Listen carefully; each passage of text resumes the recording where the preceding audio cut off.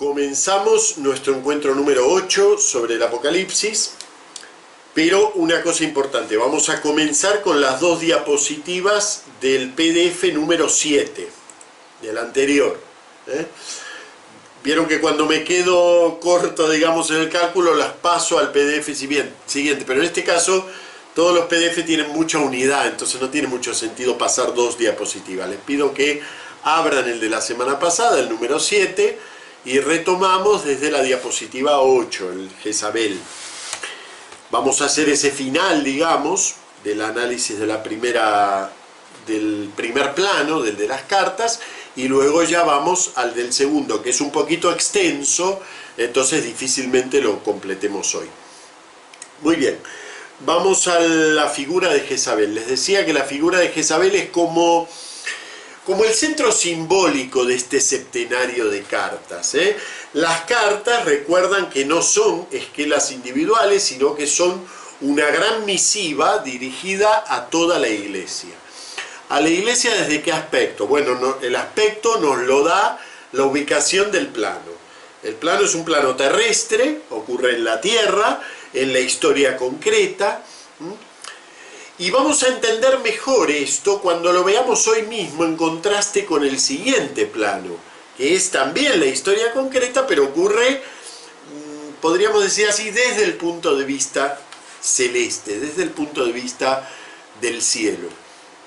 Bien, entonces en este plano terrestre la figura emblemática o la que lo reúne es esta figura de Jezabel. Como ocurre en todos los planos, la figura emblemática y que lo reúne es la figura de una mujer. En este caso es una figura muy negativa, entonces me gustaría introducir a lo que son las figuras femeninas en la Biblia en general. Obviamente esto da para un encuentro entero, simplemente una breve enumeración. Sobre todo por la importancia que tienen las figuras femeninas en la Biblia, ambiguamente, es decir, hay figuras de toda clase, hay figuras. Les pongo aquí una pequeña clasificación: figuras salvíficas junto a sus maridos.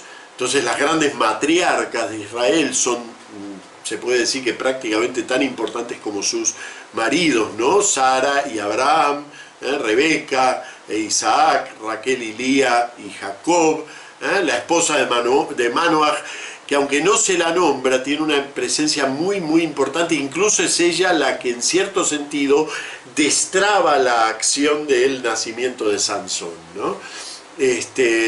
A pesar de que no tiene nombre, es algo curioso porque en general la Biblia es muy específica con eso, ¿no? Con dar los nombres.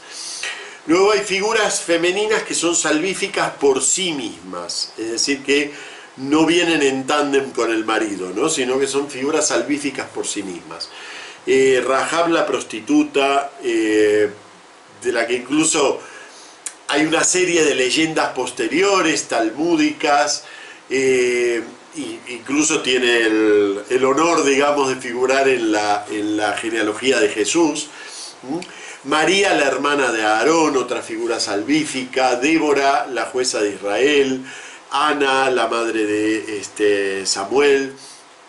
Ruth, Judith, Esther, Betsabé. Bueno, Betsabé es una figura más ambigua, Betsabé es una figura que según cómo la miremos es salvífica o no lo es, pero bueno, en principio es la madre de Salomón y ella destraba la sucesión del reino de David, ¿no? Entonces, desde ese punto de vista sí que es una figura salvífica. Y luego, bueno, en el Nuevo Testamento. Pero fíjense, ¿por qué me interesa esta enumeración? Porque a veces, por querer hacer apología de la novedad del Nuevo Testamento, no porque las mujeres que eran ninguneadas, Jesús las promovió. Eso es verdad. Pero hay toda una tradición bíblica en eso, y la cuestión empieza, podríamos decir así, desde el primer momento, ¿no? Incluso el hecho mismo de que la figura de perdición inicial sea una mujer tiene todo un valor, ¿no? Porque, digamos, no se le confía a alguien de escaso valor ser precisamente el que conduce esa rebelión, ¿no? Con Dios. Entonces María Magdalena en el Nuevo Testamento son muchísimas las mujeres que aparecen con o sin nombre, ¿no? Bien, luego figuras simbólicas femeninas. Bueno, hay varias. La hija de Sión, Bat Sión, es una figura simbólica en los profetas y en los salmos. La expresión esta, la hija de Sión, puede identificar a Jerusalén, puede identificar al pueblo de Dios en general, visto como figura femenina sufriente en muchos casos. Ya cuando llega la dimensión griega del Antiguo Testamento, Jesofía, la sabiduría de Dios, que es una figura... en principio la palabra es femenina, ¿no? Entonces todo lo que son su adjetivación y incluso sus atributos son atributos femeninos. Luego, en la reflexión posterior, se identifica con Cristo, y luego más adelante, ya en la época de los padres de la Iglesia, se vuelve a identificar como figura femenina, y ya nosotros todos los textos que hablan de la sabiduría o Jesofía los atribuimos, los referimos a la Virgen María, o sea que ha adquirido ya su valor como figura femenina. Y luego les pongo una curiosidad que es Cogelet. Nosotros lo traducimos el Eclesiastés, ¿no? Pero en realidad Cogelet es una palabra femenina y es, aunque se presenta como rey de Israel, pero es una figura contestataria y contraria a la sabiduría oficial de Israel, que es masculina, ¿no? Entonces tiene su sentido que el autor irónicamente se haya puesto un nombre en femenino y no en masculino, ¿no? Cogelet en hebreo no es el Eclesiastés, sino la Eclesiastés, la presidenta de la asamblea, ¿no? Una curiosidad muy linda esta. Bueno, luego figuras de perdición femeninas: Eva, Jezabel precisamente, y Atalía. Como ven, no son muchas, pero son muy profundas, son figuras clave dentro del desarrollo de la historia del Antiguo Testamento, ¿no? Eva, bueno, en general la tradición rabínica un poco la redime, ¿no? Y el Nuevo Testamento tampoco hace mucha sangre con el tema de Eva. En cambio, Jezabel y Atalía, fíjense Jezabel, ¿no?, la que nos ocupa ahora, fíjense cuántos capítulos ocupa dentro del Antiguo Testamento, que en general ustedes saben que son historias muy breves. A veces decimos, el gran Abraham, bueno, ocupa desde el capítulo 12 hasta el 20 y pico, no es tampoco mucho, ¿eh? El gran, qué sé yo, José, bueno, del capítulo 40 hasta el final del Génesis, o sea que tampoco es que sean largas. Una cosa es la gran influencia que han tenido todas estas narraciones, otra cosa es que no son narraciones largas. El caso de Jezabel es muy particular porque podríamos decir así, resumido toda una línea de comprensión de lo que es la corrupción religiosa de la propia fe. Eso es lo que encarna Jezabel. Jezabel, ¿quién es? Es una princesa en la historia, ¿no? Es una princesa sidonia, es la esposa del rey Ahab. Ahab es un rey de la casa de Omri, de Israel, por lo tanto, del norte, no es de la dinastía davídica. Como solía ocurrir, esto era normal también, ya en época de Salomón pasa lo mismo, ¿no? Los matrimonios estos de los reyes se hacían por motivos políticos, y el modo de establecer una alianza entre pueblos era a través de casamientos. Esto siguió hasta el siglo XX, ¿eh? Entonces se hacían estos casamientos que implicaban la anexión o el vasallaje de determinados territorios o lo que fuere. Eso era así no solo en Israel, eso era así lo normal en la distribución política, digamos, de la antigüedad, y como les digo, en gran parte llegó hasta el siglo XX esto, ¿no?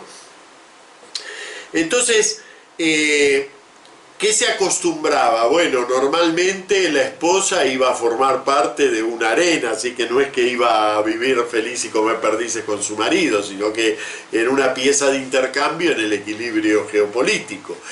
Y normalmente se llevaba sus dioses a donde fuera, es decir, una princesa de Israel que fuera a ser mujer del rey, no sé, de Siria, se llevaba a su Yahvé, se llevaba a sus dioses, eso era lo normal.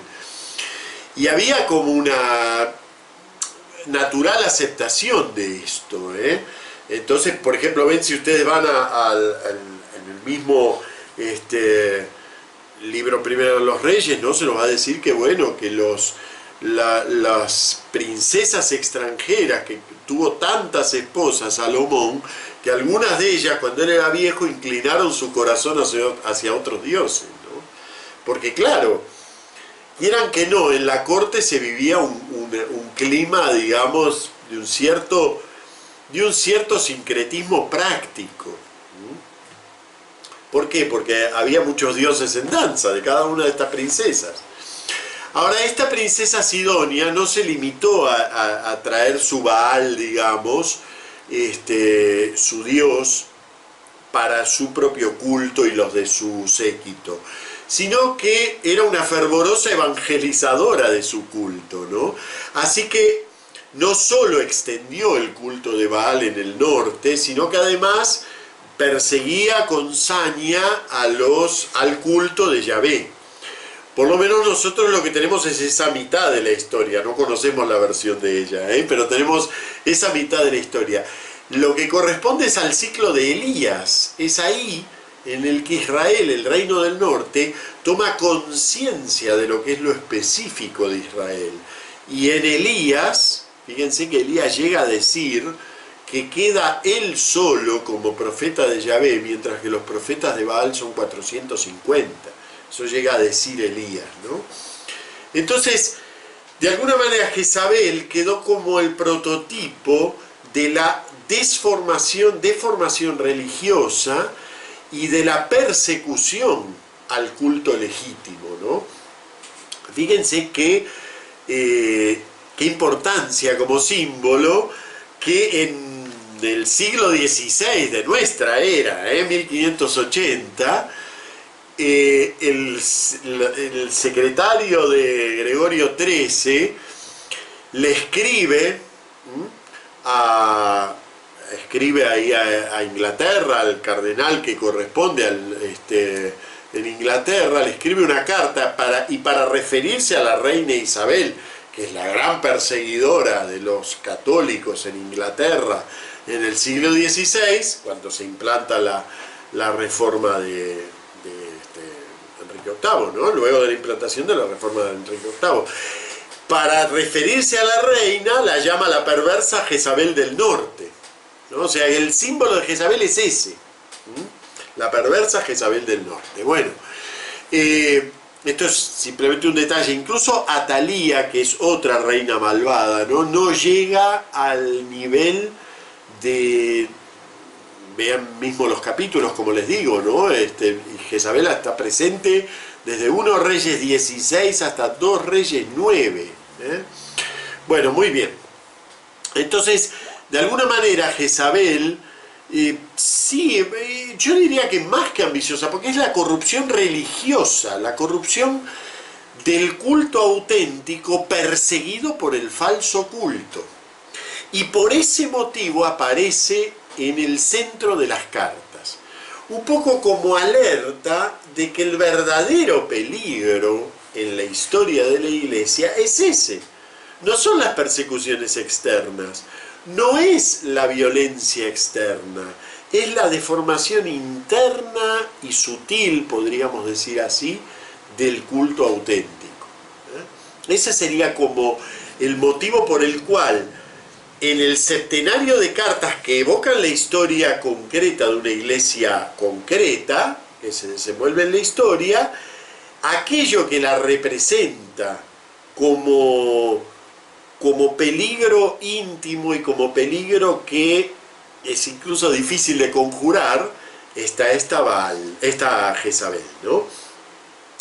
Después vamos a analizar, cuando veamos la segunda parte, vamos a revisar el castigo que se le impone a esta Jezabel, porque tiene que ver también con la mujer de la segunda parte, que es la mujer vestida de sol. Es una contrafigura de Jezabel también, ¿eh? Muy bien, ¿qué pasa con este septenario de cartas? Si vamos siguiendo la evolución de las siete iglesias, vemos que finalmente quedan como en un sin salida, ¿eh? Una especie de atolladero histórico. Incluso, fíjense en el PDF que les mandé, ¿no? El de la tabla comparativa. Fíjense que en el último, el vencedor, ¿no? La promesa, no hay propiamente una salida final, ¿no? La carta termina, por supuesto, puede haber algún vencedor, pero la carta termina con una especie de llamado al arrepentimiento y sin una clara indicación de que esa carta o de que esa iglesia se convierta y termine todo bien, como en las demás, ¿no? Realmente la última carta, si el Apocalipsis terminara allí, sería un poco desolador, ¿no? Y bueno, eso tiene que ver con que este septenario de cartas prácticamente no ofrece salida. Es una historia, yo diría que ahí nos permite entender cómo hay que pensarlo. Podríamos decir así, vamos a ver, es como si este septenario quisiera decir, bueno, cuando la iglesia se maneja en la historia desde sí misma, la cosa no termina bien. ¿Está el Señor allí? Sí, está atrás de la puerta y el que lo escucha y le abre la puerta, él come con él. Eso está en la carta de la Odisea. Es verdad, pero si la iglesia consistiera en lo que ella hace en la historia, fracasa, no termina bien, ¿eh? Y su símbolo femenino es evidentemente negativo, ¿eh? Bueno, muy bien. Vamos a resumir esto con la última diapositiva, la número 9, que son los aportes que este nivel del septenario nos da. Como les dije, en cada plano vamos a resumir los aportes a la imagen de Cristo, los aportes a los rasgos del martirio cristiano y los aportes a la imagen de iglesia. En cuanto a los aportes a la imagen de Cristo, les pongo aquí que este plano contiene un abigarrado conjunto de definiciones cristológicas, ¿eh?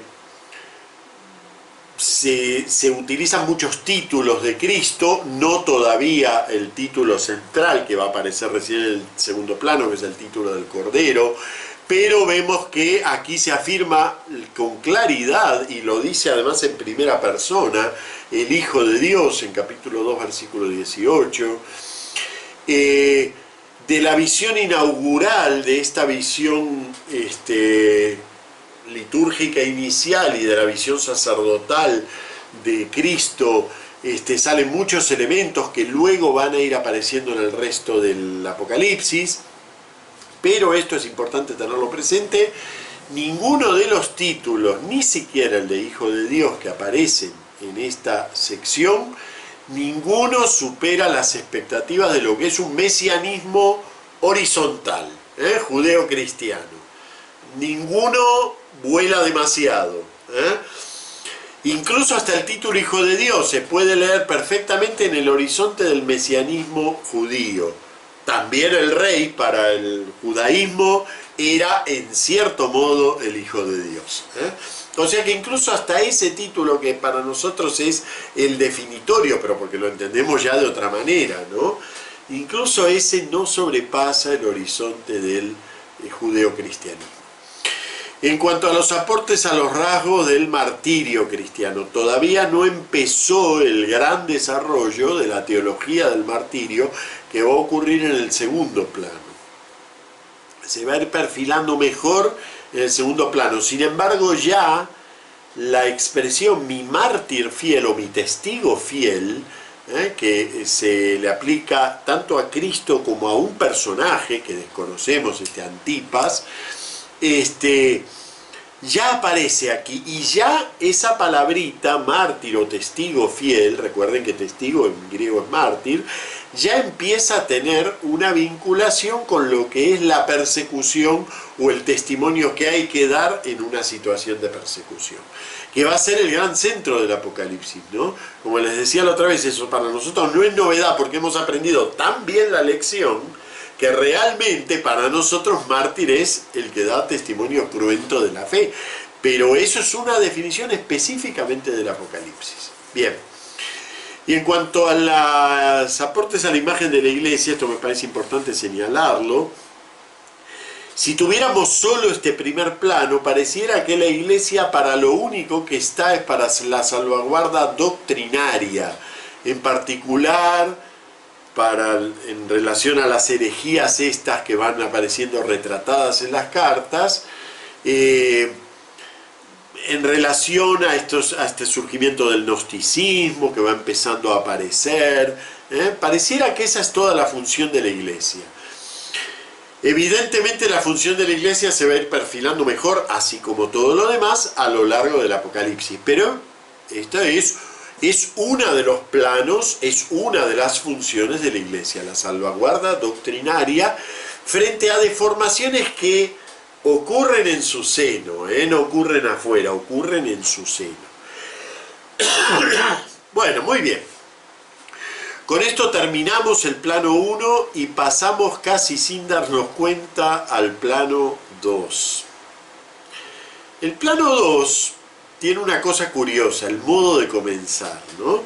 Vamos a leer cómo empieza. Dice, capítulo 4. Dice, después tuve una visión. He aquí que una puerta estaba abierta en el cielo. Y aquella voz que había oído antes, como una voz de trompeta, me decía, sube acá. Fíjense, la voz de trompeta antes estaba atrás, pero ahora está arriba. Eso nos indica que el cambio de plano, de alguna manera, es una elevación de nivel. Ya no es un plano terrestre, ya es un plano celeste. Bien. Lo fundamental en este cambio de plano está en esta imagen de la puerta. ¿Por qué? Porque en realidad la vino preparando. Si seguimos el septenario de cartas, o sea, lo anterior, vemos que ya en la iglesia de Filadelfia se nos avisa que va a dejar abierta una puerta, y que esa puerta le permitirá, digamos, a esta iglesia, conozco tu conducta, mira que he abierto ante ti una puerta que nadie puede cerrar, porque aunque tienes poco poder, has guardado mi palabra y no has renegado de mi nombre. Abre una puerta. En la Odisea ya la advertencia no es tan suave como esta, porque es precisamente un nivel en donde no se encuentra ni un solo elemento positivo, ¿no? Entonces va a decir, mira que estoy a la puerta y llamo, si alguno oye mi voz y me abre la puerta. En Filadelfia estaba abierta la puerta, que la había abierto el propio Señor y nadie podía cerrarla. Aquí en la Odisea ya es el propio creyente el que tiene que abrirle la puerta, y si abre la puerta, entraré en su casa y cenaré con él y él conmigo. La puerta constituye un verdadero tema en el sentido musical del término. Esto me interesaría que lo comprendan porque hay muchos elementos así en el Apocalipsis. ¿Qué quiero decir en el sentido musical del término? ¿Vieron cómo es un tema musical? Un tema se llama a una secuencia de notas, qué sé yo, me sale una de Mozart, ¿no? Tan, tan, tan, tan, tan, tan, tan, tan, tan, tan, tan, tan, tan, tan, tan, tan, tan. Eso, que es una pequeña secuencia de notas, luego se va a complicar, estirar, coger, subir de tonalidad, bajar de tonalidad, invertir, cambiar, tocarla al revés, tocarla al derecho. Si les gusta un poco la música clásica, habrán escuchado todo un género dentro de la música, que son las variaciones, variaciones sobre un tema de Mozart, variaciones sobre un motivo popular, variaciones sobre esto o sobre aquello. Un tema en música no es algo estático, no es algo que siempre vale lo mismo, sino que al revés, precisamente un tema, una pequeña secuencia de notas identificable, permite que se convierta en distintos modos de exposición. Y entonces por ahí hacemos toda una melodía triste, simplemente variando el tema, estirándolo, bajándolo, cambiándolo a una tonalidad menor o lo que fuera. Ahí está el arte del compositor. Bueno, algo así pasa, esto vale para toda la Biblia. La Biblia, esto es una hipótesis de lectura mía, pero ya me conocen tanto porque hacen tantos cursos conmigo, que ya saben que me gusta mucho en la Biblia ir siguiendo temas, en este sentido musical del término, no en el sentido intelectual de un tema dogmático. Un tema puede ser, por ejemplo, el tema de la puerta, el tema de la vid, el tema del pan, el tema del exilio, el tema de la caminata, del deambular, el tema del comer. Son dos temas. ¿Qué quiere decir esto? Son imágenes pequeñas, identificables, pero que aparecen en distintas variaciones a lo largo de muchos momentos de la historia bíblica o del desarrollo de la historia bíblica. El tema de la puerta es un tema, bueno, en realidad muy central. Fíjense, les pongo aquí simplemente dos lugares en donde aparece el tema de la puerta y que no son el Apocalipsis. Esos dos lugares nos ayudan un poco a identificar lo que nos pasa en música, ¿no?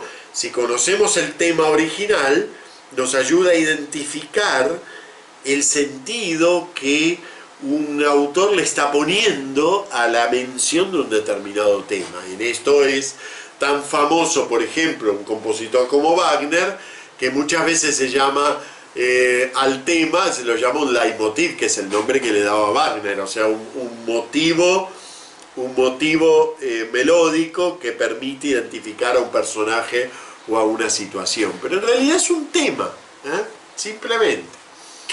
Les pongo aquí dos situaciones en donde la puerta tiene un sentido específico, ¿no? Génesis 28:17, cuando Jacob sueña con la escala por la que suben y bajan los ángeles, y entonces cuando se despierta, lo que exclama es: ¡qué temible es este lugar! Esto no es otra cosa sino la casa de Dios y la puerta del cielo.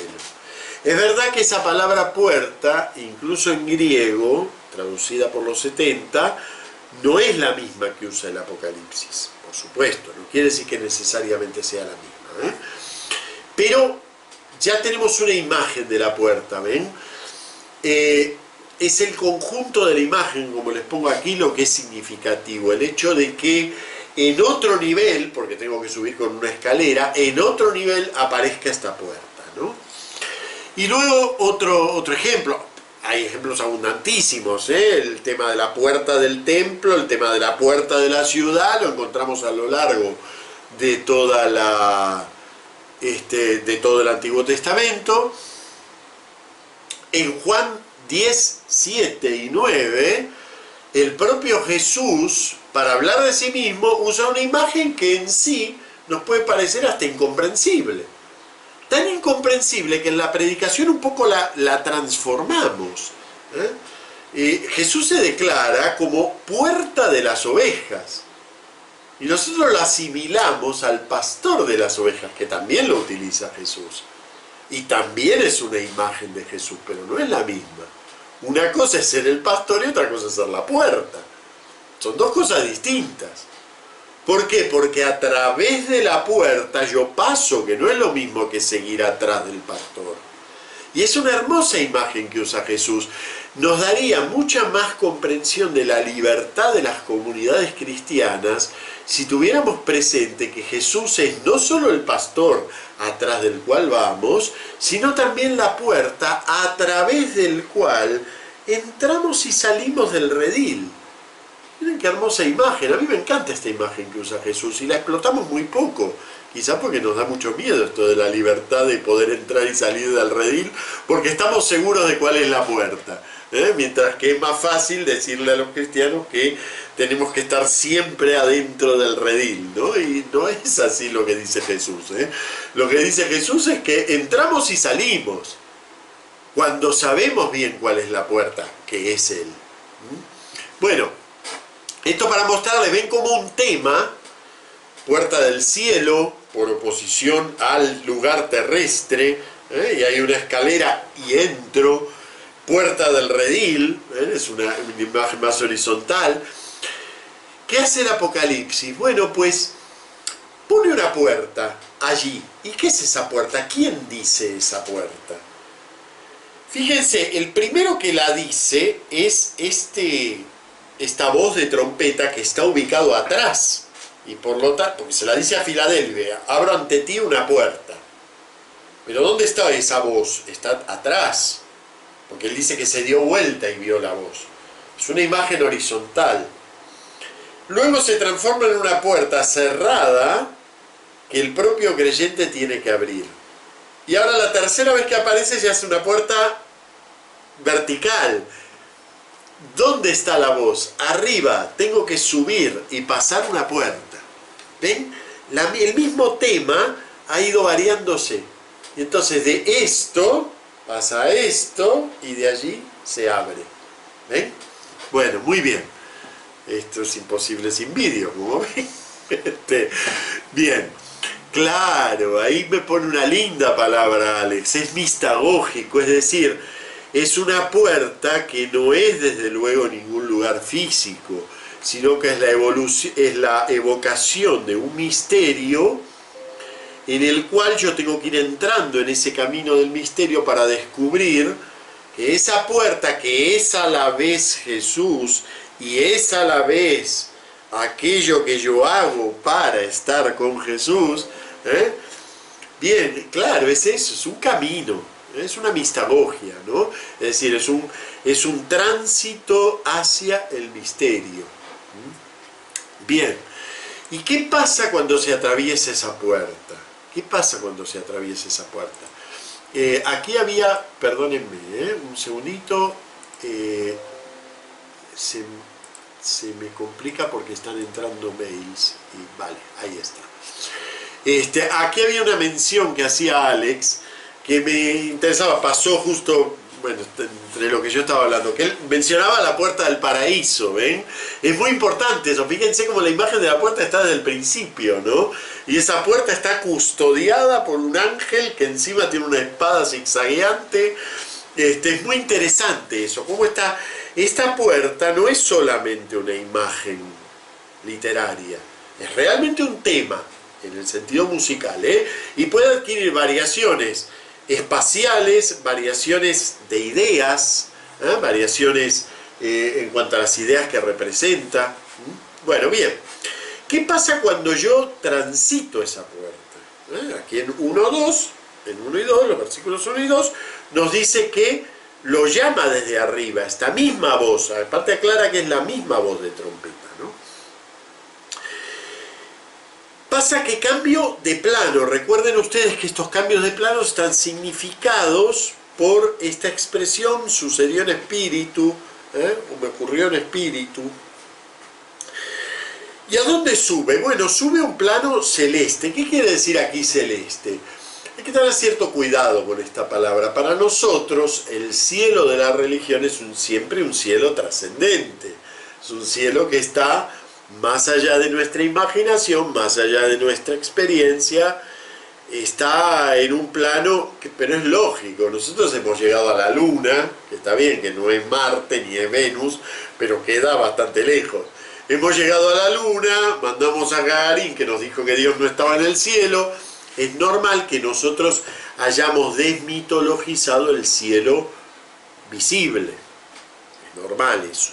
Y está bien además, sería bastante ridículo y es bastante infantil que estén surgiendo todos estos movimientos de tipo terraplanistas que quieren volver a imaginar el mundo al estilo del poema de la creación. Eso es un infantilismo, ¿eh? No podemos. Pero cuando leemos textos como este de Apocalipsis tenemos que tener presente que su experiencia del cielo no es la nuestra. Cuando se menciona un plano celeste como este, no es necesariamente un plano trascendente. La diferencia entre el cielo y la tierra evoca muy imaginativamente ese dominio que el Señor tiene sobre el mundo, pero sigue siendo un plano que tiene que ver con la historia. Tiene que ver con la historia. No es, podríamos decir, no es absolutamente trascendente. Por eso, este plano que empieza en el capítulo 4, abre, por un lado, uno de los más largos momentos del Apocalipsis. Abarca, yo les diría, que 3/4 parte del Apocalipsis. Pero además, ocurre en la historia. O sea, lo que ocurre aquí en este plano es celeste, pero no es trascendente, como si van a ser los otros dos planos, que los vamos a tener que imaginar de otra manera, porque los dos últimos planos sí que son planos transversales a la historia, son planos que rompen la historia. Estos no, este es un plano celeste, pero es un plano que discurre a lo largo de la historia y utiliza el mismo procedimiento temporal que utiliza el plano de las cartas, es decir, el procedimiento del septenario. Quizás en la historia de la composición, eso no les puedo decir, quizás en la historia de la composición del Apocalipsis hubo una primer narración apocalíptica, y si es que es así, esto se decía mucho hasta mediados de la década de los 60 en el siglo XX, ¿no? Era prácticamente aceptado por todos los exégetas que había habido por lo menos una historia de doble redacción del Apocalipsis. Un Apocalipsis originario y uno que había crecido luego. Si esto es así, hoy es más difícil porque nuestras teorías nuestra comprensión literaria ha cambiado mucho. Entonces, no necesariamente esto refleja una doble redacción del libro. Pero es muy posible porque si uno lee del capítulo 4 al 16, sin tener en cuenta el tema de los planos, simplemente leer esos capítulos del 4 al 16, uno se da cuenta que forman una cierta unidad. Y hasta podríamos decir, son un libro completo en sí mismo. De hecho, comienzan con una revelación del culto en el cielo y terminan con un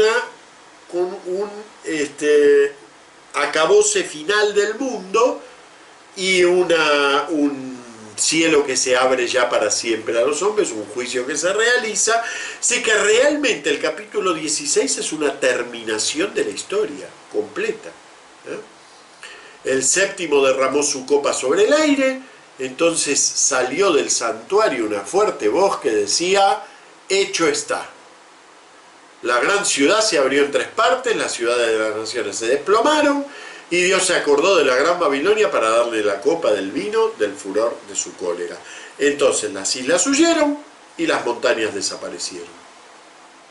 Y si sacamos el último versículo, que de alguna manera liga con lo siguiente, ahí podría terminar tranquilamente el Apocalipsis. Es decir, por un lado, hecho está, se reveló la liturgia del cielo, se abrió el santuario ya hace un buen rato, en el capítulo 11 se abrió el santuario, así que los que estaban llamados pueden ir al santuario, y lo demás se acabó. O sea que, fíjense, no es casual que sea un plano tan largo, del 4 al 16, porque posiblemente, en la idea original del autor, este era el Apocalipsis, el que describía el curso de la historia visto desde Dios.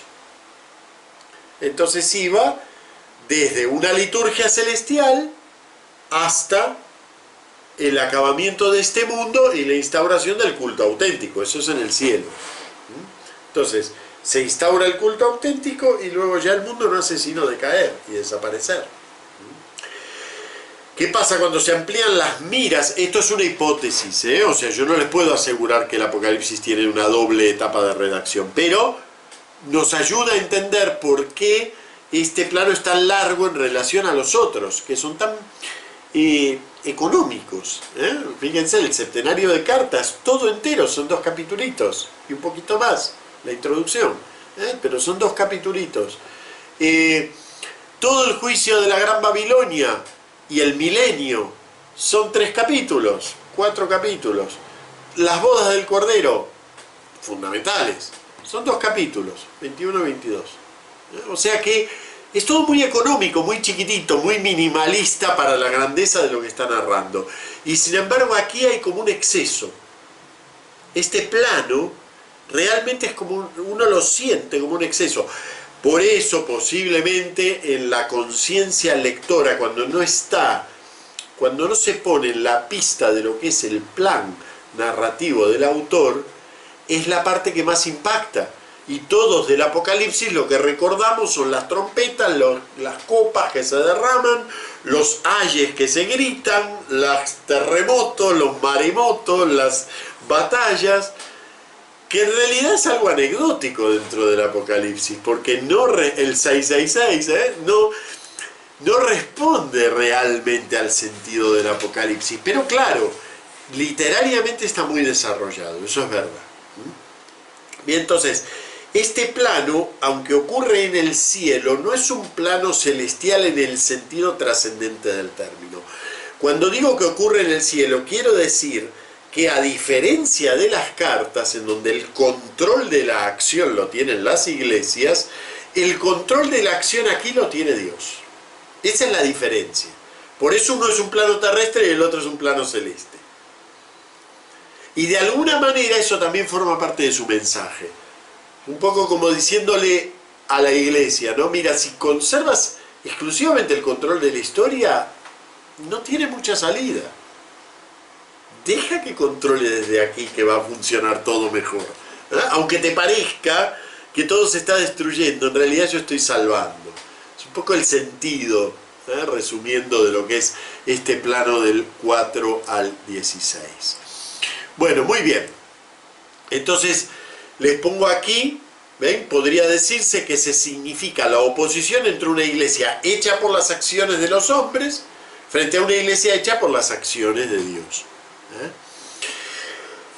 Esa iglesia hecha por las acciones de Dios comienza con 2 capítulos preciosos, especiales, que son la gran liturgia en el cielo. Yo creo que la otra vez, en la clase pasada, cometí un error vocal, un lapsus verbal, que les dije capítulos 5 y 6. Tengo la idea, no volví a escuchar la clase, pero tengo la idea que les dije capítulos 5 y 6 es la liturgia celestial. No, capítulos 4 y 5, porque es el comienzo. No sé por qué dije 5 y 6. Bueno, capítulos 4 y 5 son la gran liturgia en el cielo. Y es un poco, hay que detenerse en esa liturgia. Primero, fue la escuela de liturgia de nuestra iglesia. Un poco el sentido de esta sección, considerada como sección dentro de los 4 planos, es enseñarle a la iglesia a tener su liturgia. Y un poco el culto nuestro, vieron que ya vimos cómo la introducción litúrgica de la lectura de las cartas, del septenario de cartas, nos enseñaba un poco a empezar una celebración. Y a decir, no, bueno, mira, ¿ves? La lectura de la palabra se rodea de un diálogo. Bueno, aquí también, capítulos 4 y 5, le enseñan a la iglesia algo muy fundamental. Yo se los puse porque está narrado al estilo del Apocaleta, nos tiene poca piedad, no se fijan que nosotros somos lectores del siglo XXI que leemos los libros en secuencia. Él nos trata un poco como si él estuviera haciendo una película. ¿Y vieron cuando las películas sobre todo antes se usaba ese recurso, ponían a dos hablando por teléfono y una raya en el medio y veíamos la cara de uno y la cara del otro. Es decir, la simultaneidad, ¿no? Bueno, eso es lo que hace la Apocaleta. Los capítulos 4 y 5 no hay que leerlos en secuencia, sino como en paralelo, como dos paneles de un díptico. Se los puse en el PDF que acompaña a este PDF número 8 y que lo llamo la liturgia celeste. Ahí se los presento en paralelo y les muestro cómo, en realidad, en cada una de las dos partes, con distinto desarrollo en cada una, por ejemplo, la presentación de la realidad divina en el capítulo 4 es más larga que en el capítulo 5. ¿Pero por qué? Porque en el capítulo 4 tiene que presentar, por ejemplo, a los cuatro vivientes, mientras que en el capítulo 5 los cuatro vivientes ya han sido presentados, entonces no necesita eso. Bien, estas dos paneles del díptico se mueven, podríamos decir así, en tres momentos, además de la introducción, ¿no? En tres momentos. Hay una primera presentación de la realidad divina. Presentación de la realidad divina. Al instante caí en éxtasis, vi que un trono estaba erigido en el cielo y uno sentado en el trono. Presentación de la realidad divina. El que estaba sentado en el trono era de aspecto semejante al jaspe y a la cornalina, un arco iris alrededor del trono de aspecto semejante a la esmeralda. Fíjense cómo lo inefable de Dios se vuelve realmente inefable, ¿no? 24 tronos alrededor del trono, y sentados en los tronos 24 ancianos con vestiduras blancas y coronas de oro sobre sus cabezas. Del trono salen relámpagos y fragor y truenos. Delante del trono arden 7 antorchas de fuego, que son los 7 espíritus de Dios. Evidentemente esto hace alusión al Éxodo, ¿no? Y a ese momento en el cual toda la montaña tiembla, y se escuchan los fragores, los relámpagos, los truenos. Bien, delante del trono, como un mar transparente semejante al cristal. Es preciosa esta imagen. ¿Por qué? Porque el mar en la Biblia es otro tema, en el mismo sentido en que la puerta es un tema. El mar es otro tema, y el mar siempre es un tema ligado a la expresión del mal y de la dificultad, del rompimiento de lo firme. El mar de alguna manera borra límites. El mar es inconmensurable, a diferencia de la tierra. Yo pongo un metro y la mido, pero el mar se mueve. Entonces el mar siempre en la Biblia evoca una idea de mal, y sin embargo este es uno de los pocos momentos, y es importante apuntarlo porque ahí nos damos cuenta que todo símbolo tiene un momento de ambigüedad, y en donde lo que es malo puede representar lo bueno, y lo que es bueno puede representar lo malo. Entonces el mar, que siempre tiene un tinte como de cosa que diluye, que disuelve, que rompe los límites y rompe las definiciones, resulta que por esa misma propiedad es capaz de expresar el trono de Dios. Un mar transparente semejante al cristal. Por supuesto, para que pueda representar a Dios hay que disolver la imagen del mar. Entonces es un mar, pero es transparente semejante al cristal, o sea que es invisible. Y además ese mar está delante del trono, ¿no? Pero alrededor del trono están fíjense, los ancianos, ¿no? Fíjense cómo los símbolos se van acumulando y rompiendo uno al otro. Y viene la descripción de los vivientes. La figura de los vivientes sale de Ezequiel. En el Apocalipsis, los vivientes, en la comprensión posterior, eso no podemos saber si es lo que quiso decir el Apocaleta, porque como no sabemos con exactitud cuándo fue escrito esto, tampoco podemos decir si los 4 evangelios ya estaban concebidos como 4. Pero en la interpretación posterior, los vivientes estos, de 4 formas distintas, el tetramorfo, ¿no?, que me pone aquí Alex, los 4 vivientes representan a los 4 evangelios. Y de hecho, nosotros representamos a los evangelios como un león, un novillo, un hombre alado en general, y un águila en vuelo. Fíjense que cada uno de ellos en la lectura posterior ha venido a simbolizar un evangelio. No quiere decir que eso es lo que identifica aquí. La figura de los 4 vivientes, 4 es simplemente una totalidad terrestre, como ya lo he dicho, ¿no? Entonces no necesariamente identifican a los evangelios, pero viene bien como imagen, está muy bien, mientras no seamos rígidos en que cada uno tiene que representar a un evangelio en particular, porque si no se nos rompe algo, no es así. Bueno, esos mismos elementos, mucho más condensados, van a aparecer en la presentación de la realidad divina del capítulo 5. Solo que en el centro, en medio del trono, en vez de verse al uno que está sentado, aparece un cordero. Pero uno de los ancianos me dice: no llores, mira, ha triunfado el león de la tribu de Judá, el retoño de David. Él podrá abrir el libro y sus 7 sellos. Luego hablamos del libro.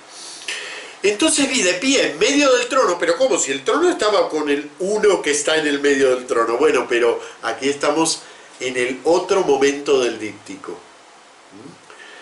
En el medio del trono hay uno de pie, y que está en medio de los vivientes y los ancianos. ¿Y quién es? Es un cordero como degollado, que tiene 7 cuernos y 7 ojos, que son los 7 espíritus de Dios. ¿Se acuerdan que antes estaban las antorchas de fuego, que son los 7 espíritus de Dios? O sea que a través de estas imágenes nos muestra que este trono, podríamos decir así, yo lo puedo ver desde 2 lados distintos. Yo lo puedo ver desde un lado que ya identificaremos, pero en principio es una imagen doble. Por eso es un díptico, no es simplemente la superposición de 2 cosas. Es un díptico, es un símbolo, pero muy complejo. Bueno, ahora se manifiesta el poder divino. Capítulo 4. Los 4 vivientes tienen cada uno 6 alas, están llenos de ojos todo alrededor y por dentro, y repiten sin descanso día y noche: Santo, Santo, Santo, Señor Dios Todopoderoso, el que estaba, que está y que va a venir, o el que es, que era y va a venir.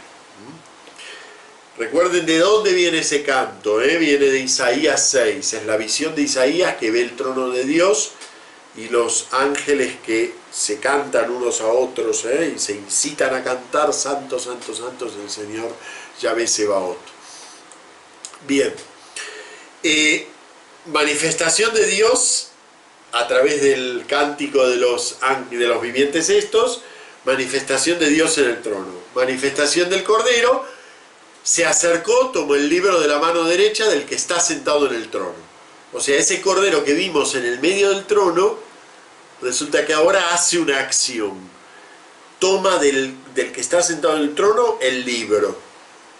Por lo tanto, de alguna manera a él se le transfiere aquello que es posesión de aquel que está sentado en el trono. ¿Ven? Es una acción de una manifestación de poder. Última parte, la adoración de la corte celestial.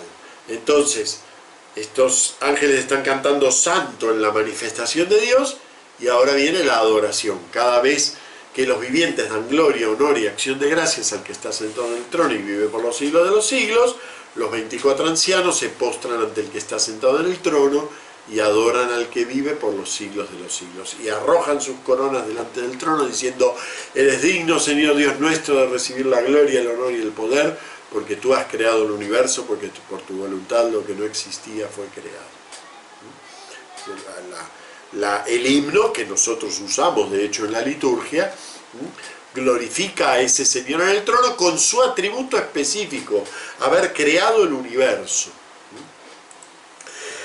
Cuando lo tomó, nos dice en el capítulo 5, ustedes piensen que estamos leyendo las 2 caras del díptico, En el capítulo 5, cuando el Cordero tomó el libro, es decir, que transfirió, es un acto de poder transfiere del que está sentado en el trono al Cordero, entonces los 24 ancianos y los 4 vivientes se postran delante del Cordero. Tenía cada uno una cítara y copas de oro llenas de perfumes, que son las oraciones de los santos. Esto para que veamos qué pasa en la liturgia celeste con las oraciones que elevamos en la misa, ¿no? Y cantan un cántico nuevo. El cántico nuevo dice en realidad lo mismo que el otro. Dice, eres digno de tomar el libro y abrir sus sellos.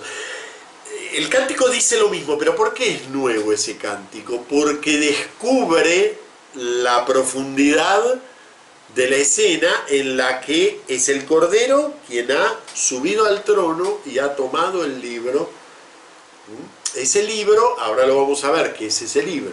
Eres digno de tomar el libro, abrir sus sellos, porque fuiste degollado y compraste para Dios con tu sangre hombres de toda raza, lengua, pueblo y nación, y has hecho de ellos para nuestro Dios un reino de sacerdotes y reinan sobre la tierra. Y bueno, y entonces digno es el Cordero degollado.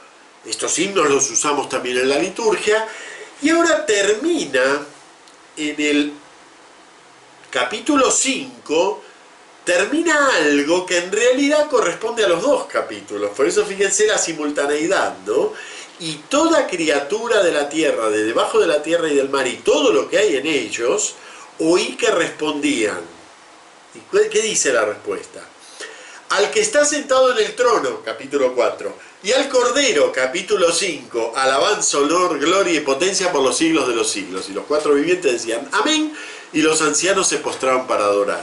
¿Qué ocurre en esos dos versículos? Que tendríamos que imprimirlos cruzando los dos capítulos, porque en realidad se refieren a los dos. Por eso es difícil de leer esta liturgia, porque es una liturgia que de alguna manera nos muestra el tránsito del antiguo culto al nuevo culto, del Antiguo Testamento al Nuevo Testamento. Sí, nos sumerge en esa liturgia, y además fíjense que es todo el universo el que termina incluido en esa liturgia. Realmente. No es una cosa que está ocurriendo en el cielo trascendente, no. Es una cosa que está ocurriendo en el universo. Se comienza invocando al Dios creador, pero el centro está en cómo ese Dios creador transfiere todo lo suyo, simbolizado en el libro, al Cordero. Y termina el Cordero sentado en el trono, pero sin disolver la realidad del trono, sin disolver la realidad del que está sentado en el trono. Fíjense con cuántos elementos contó esa lenta elaboración que fue la teología trinitaria, la teología que pensó la realidad íntima de Dios como una naturaleza realizada en 3 personas. Todos estos son elementos que fueron llevando con el tiempo a la reflexión sobre la intimidad de Dios, ¿no? Fíjense, entonces, ver esta liturgia que abre esto nos ayuda también a entender todo lo que ocurre luego en el plano, porque lo que ocurre, si yo ahora me quedo con los 7 sellos y cada vez que va abriendo un sello se va destruyendo algo, y llega un momento en que uno dice, bueno, ¿qué más le queda por destruir a este hombre? Pero si uno no entiende realmente para qué es ese libro, es necesaria la destrucción exterior de ese universo, porque en realidad ese universo en lo que vale es en aquello que ya está cantando al Señor del cielo y de la tierra. Bueno, vamos a la diapositiva 4. Sin darnos cuenta, apareció un nuevo personaje, que no es nuevo, lo conocemos, pero lo conocíamos vestido de sacerdote del Antiguo Testamento, ese Cristo sacerdotal que se ubicaba atrás. Pero ahora, ese Cristo que estaba vestido de sacerdote en el plano terrestre, se nos revela en su realidad más íntima. ¿Y cuál es su realidad más íntima? Por primera vez aparece en el capítulo 5 o 6 la mención del Cordero degollado. es el gran personaje del Apocalipsis. Yo diría que el Apocalipsis es el libro del Cordero degollado.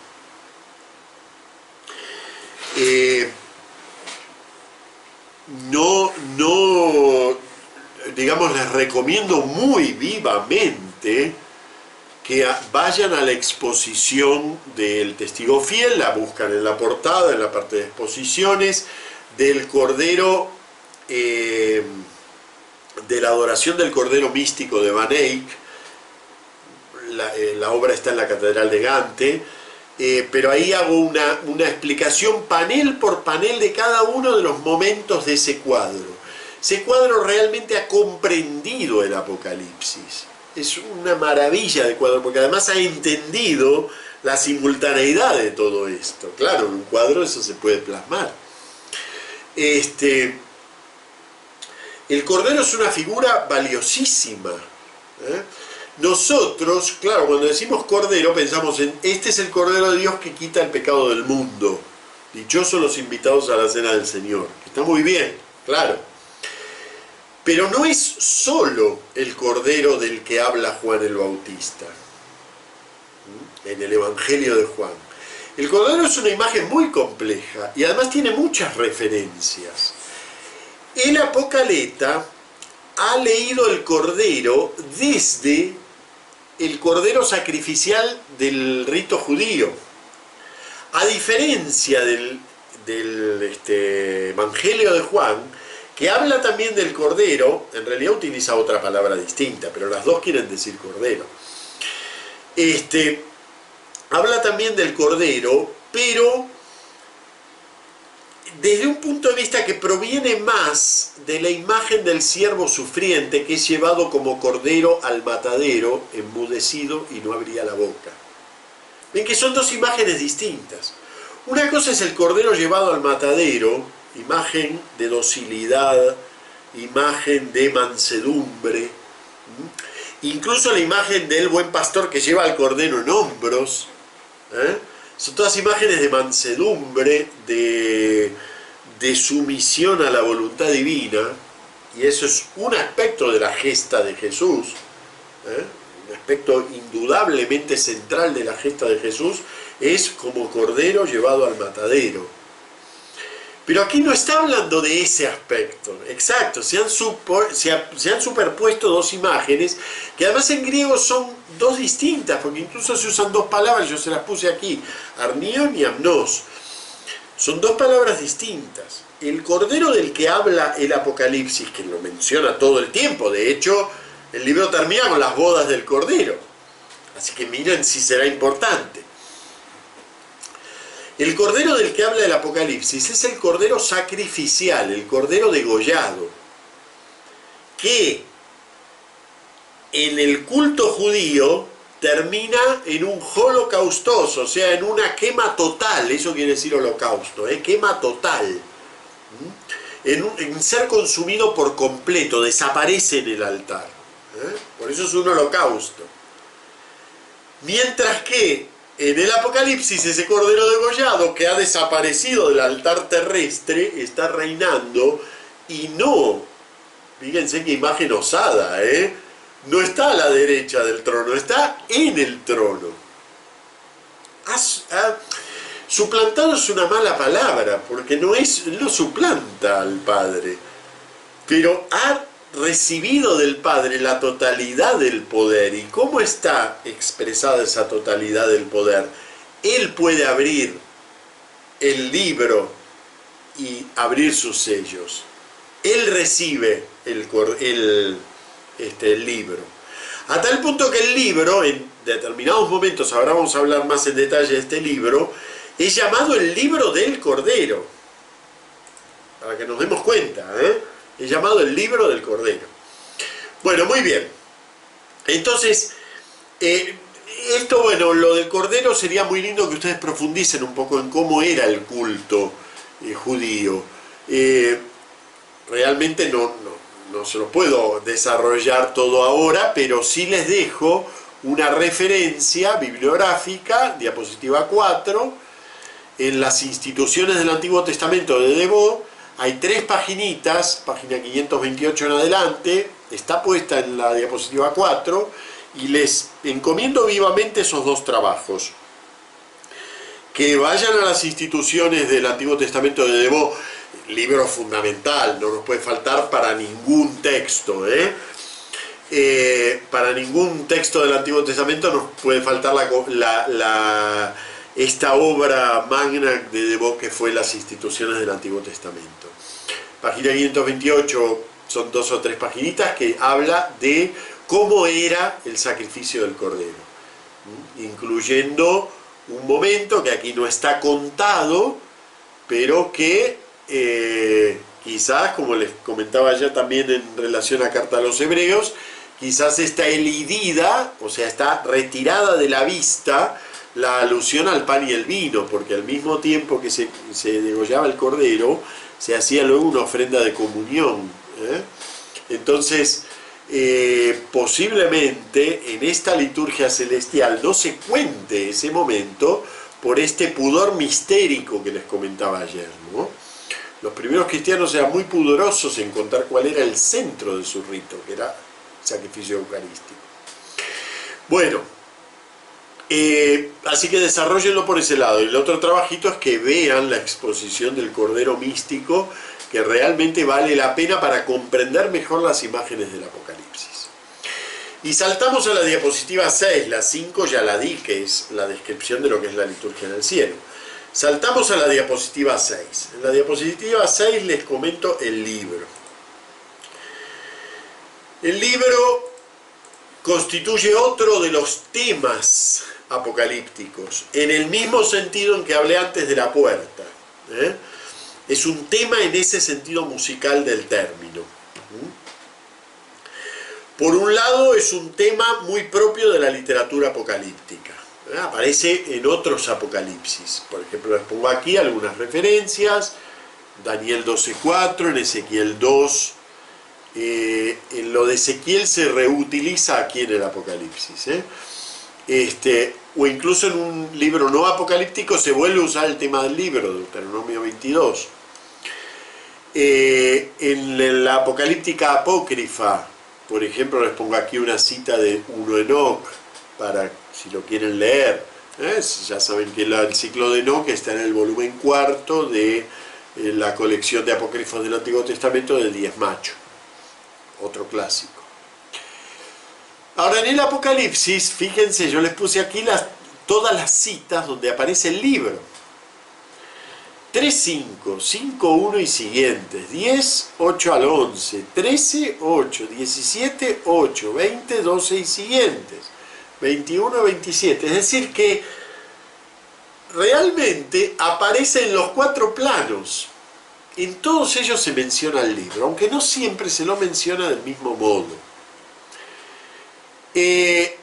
La mayor parte es el libro de la vida del Cordero. No es la vida del Cordero, lo pongo entre paréntesis para que se entienda que es el libro de la vida cuyo poseedor es el Cordero. En el capítulo 5, en la liturgia en el cielo, es llamado libro de los 7 sellos. ¿Y qué contiene? Contiene la totalidad de la historia, porque a medida que se van abriendo esos sellos, van ocurriendo los juicios de las distintas regiones de la realidad.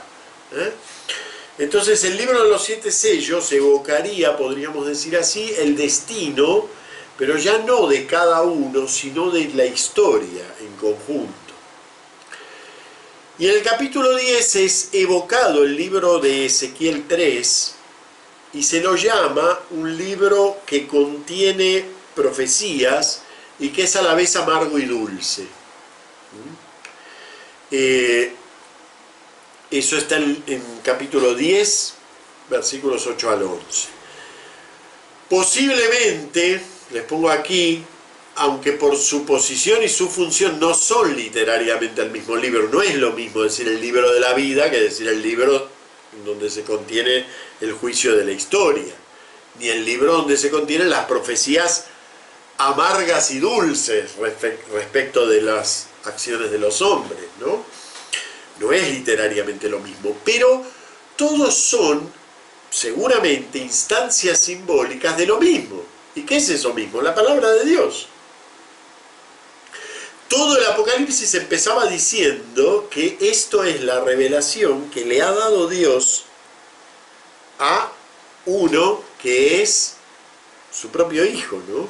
Es decir, así empezaba el Apocalipsis, también mencionando revelación de Jesús el Cristo, al que se la concedió Dios. Dios le daba esta revelación a su hijo.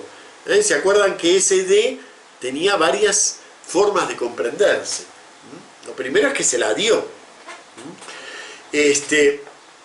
Y a su vez se la significaba por señas a su siervo Juan. Cristo se la significaba por señas a su siervo Juan. Bueno, ¿ven? Ahora esto se concreta en el tema del libro. El tema del libro va a recorrer el Apocalipsis y se va a manifestar. Son instancias simbólicas de la misma cuestión. ¿Ven? En esa liturgia celeste, ¿qué es lo que está en el centro? Precisamente el libro. Igual que en nuestra liturgia está en el centro la lectura de la palabra de Dios. Eso no quiere decir que la lectura de la palabra de Dios sea lo único que hagamos en la liturgia, al estilo luterano, no es eso. Pero sin ninguna duda que la lectura de la palabra de Dios no es un adorno de la liturgia. Al contrario, es lo que revela en realidad qué es lo que estamos haciendo. Cuando en la liturgia, bueno, y eso también nos tendría que llevar a decisiones prácticas, ¿no? Es decir, cuando en la liturgia la palabra de Dios deja de entenderse o pasa a ser como una especie de, como decía el otro día una señora, bueno, llegamos al Evangelio, así que considero que estuvimos en toda la misa. Eso podrás considerar tú, pero la realidad es que la palabra de Dios no es así, eso accesorio. Que la leamos sentado no quiere decir que sea eso accesorio, que solamente es importante a partir del momento en que nos ponemos de pie. Bueno, ven, el tema del libro nos muestra que la palabra de Dios conduce incluso la instauración del culto auténtico. Bien, y esto nos lleva a lo que es, creo yo, una de las preguntas conducentes de este segundo plano. Diapositiva 7. Y la pregunta sería, ¿cómo podemos celebrar? Yo creo que esta misma pregunta es la que se le planteaba a los primeros cristianos. Pero ustedes piensen que los primeros cristianos, esos pocos creyentes que estuvieron ahí cerca del Señor y miraron la crucifixión de lejos, y fueron testigos de la resurrección. San Pablo nos habla de unos 500 hermanos. Esos primeros cristianos se reunían en sus casas y a tientas recordaban el hacer esto en memoria mía, entonces hacían la Eucaristía, recordaban anécdotas del Señor. ¿Pero dónde se reunían? A orar en la sinagoga. Y el culto eucarístico y en las casas. La religión inicial nuestra fue hogareña. No hubo templos en el sentido formal del término, está bien avanzado el tiempo, Pero ya sobre todo en el momento en que empiezan a ser expulsados de las sinagogas, o sea, hacia el año 80, esto varió en función de las distintas comunidades, no siempre eran expulsados de las sinagogas. Pero a medida que empezaron a ser expulsados de las sinagogas, nacen las comunidades cristianas, que podríamos decir, en vez de ser comunidades hogareñas, y en donde se recordaba la palabra de Jesús y se vivía el amor fraterno, la ayuda mutua, empezaron a ser comunidades cristianas cúlticas. Ya no se recordaba lo que el Señor había dicho, sino al propio Señor. Y de alguna manera, este paso del capítulo 4 al 5 es un poco el paso de la comunidad cúltica que ora al Señor y recuerda a Cristo, a la comunidad que ya le ora a Cristo. Ya no es solo rezar el Padre Nuestro como Cristo lo rezó, sino rezarle el Padre Nuestro, pero a Cristo. Él es el destinatario de esa oración. ¿Ven la diferencia? Todo eso fue una trayectoria, no nació de un día para el otro. Bueno, la gran pregunta que se han hecho estos cristianos, y que sigue siendo una pregunta válida, es ¿cómo podemos celebrar? ¿Cuál es qué es lo esencial de nuestro culto? ¿Qué es lo que nosotros...? Fíjense que es la pregunta que estamos rodeando también en Carta a los Hebreos. Y de repente un grupo de cristianos se puso a celebrar el culto a los ángeles. Porque porque celebrar a Jesús parece poco. Recordar la fidelidad de Jesús parece poco. Entonces vamos a complicar la cosa. Es decir, que hay una deformación también del culto, que es cuando empezamos a complicar el culto creyendo que a más mejor, ¿no? ¿Vieron cuando se le agregan palabras a las oraciones para hacerlas más complicadas? Bueno, en realidad el culto es un gran enigma, porque ¿cómo tengo que relacionarme con ese Señor? Que además es Emmanuel, es Dios con nosotros, ¿no? Entonces ya no es el culto zulú, buscar a ver si el Señor se manifiesta. No, Él ya se manifestó. Y de alguna manera el Apocalipsis le da algunas pistas a la iglesia de cómo debe celebrar. ¿Qué se hace en el Apocalipsis? Se lee el libro sellado, es decir, sus sellos se abren, se lee esa palabra de Dios y se comprende. De la diferencia de un libro que permanece con los sellos. Hay un momento en el cual sí, incluso dentro de los septenarios, se le dice al profeta, no, esto no lo pongas por escrito. Es decir, que siempre permanece ahí el misterio, pero el libro sellado se abre. Están las oraciones de los santos, vieron que les hice detener en ese momento en el que los ancianos presentan las copas que contienen las oraciones de los santos. Y recuerden ustedes que la expresión los santos en el Nuevo Testamento no significa los santos canonizados que murieron y la iglesia los escribió en un libro. Los santos son los cristianos que están luchando en este mundo para llevar la palabra de Dios. Esos son los santos. ¿Por qué? Porque ya participan de la santidad de Dios. Y el elemento fundamental que me parece a mí es el elemento que recorre tanto el capítulo 4, la primera parte, sino tanto allí, pero mucho más desarrolladamente en el capítulo 5, la adoración jubilosa de Dios y del Cordero. Realmente la adoración que se manifiesta en el libro del Apocalipsis es festiva. Por eso da tanta pena cuando el Apocalipsis se convierte en un libro de miedo, cuando en realidad es un libro festivo, porque es una adoración jubilosa. ¿Qué más? Si yo tuviera, y ahora lo tenemos, a veces se ven en internet videitos preciosos donde vemos cómo una semilla pasada en cámara rápida, ¿no?, se va rompiendo y va saliendo a la planta. Antes solamente lo podíamos imaginar. Y Jesús hace la parábola, ¿no?, del grano que cae en la tierra y muere y da mucho fruto. Pero es una parábola que nosotros la teníamos que imaginar. Hoy hasta podríamos verlo, y de hecho hay, como les digo, vídeos en donde uno va viendo cómo nace la florcita y cómo se va abriendo. Se pone en cámara rápida y ves en un minuto lo que a lo mejor ocurrió en días. Eso es el Apocalipsis. Vemos destruirse la apariencia de realidad y surgir la verdadera realidad.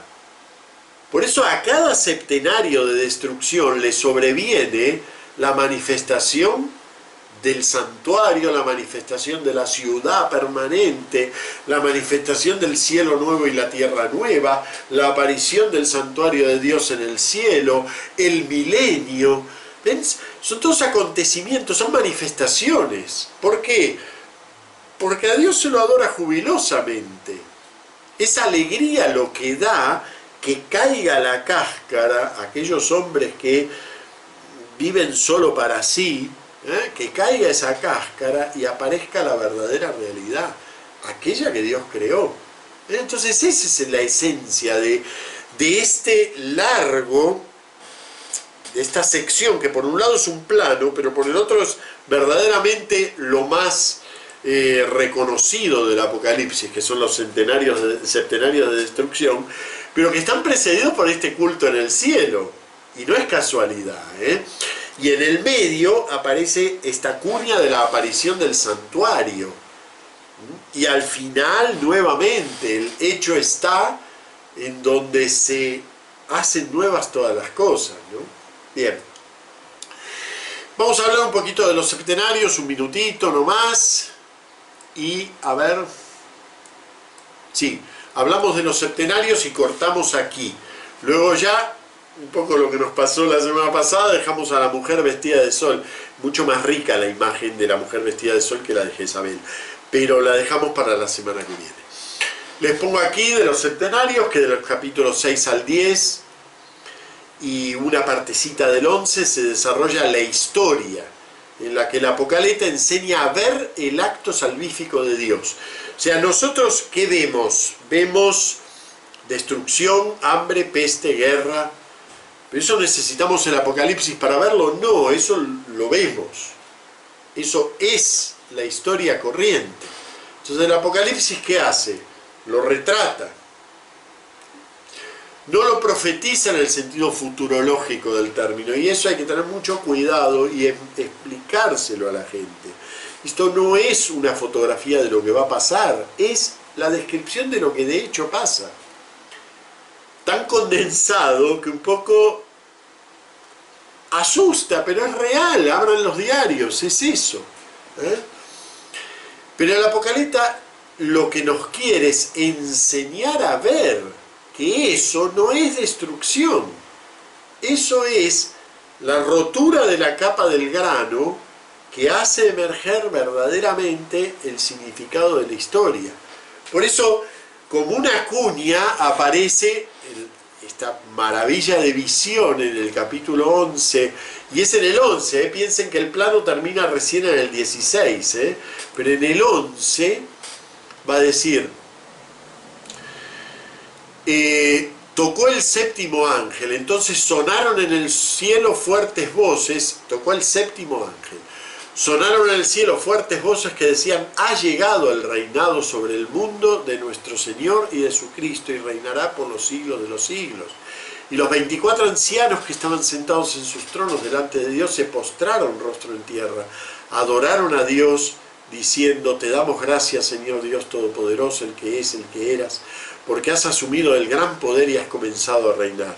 Las naciones se habían encolerizado, pero llegó tu cólera y el tiempo de que sean juzgados los muertos, el tiempo de dar la recompensa a tus siervos los profetas, y a los santos, y a los que temen tu nombre, a los pequeños, a los grandes, lo reconocen porque es un himno que usamos en vísperas, y de destruir a los que destruyeron la tierra. Y se abrió el santuario de Dios en el cielo, y apareció el arca de su alianza en el santuario, y hubo relámpagos y fragor y truenos y un temblor de tierra y una fuerte granizada. Y ahí se manifiesta Dios.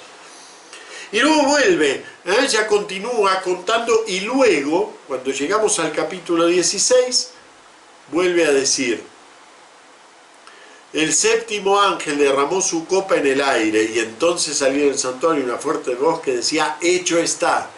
¿Ven? Séptimo sello, manifestación de Dios en el santuario. Séptima copa, hecho está.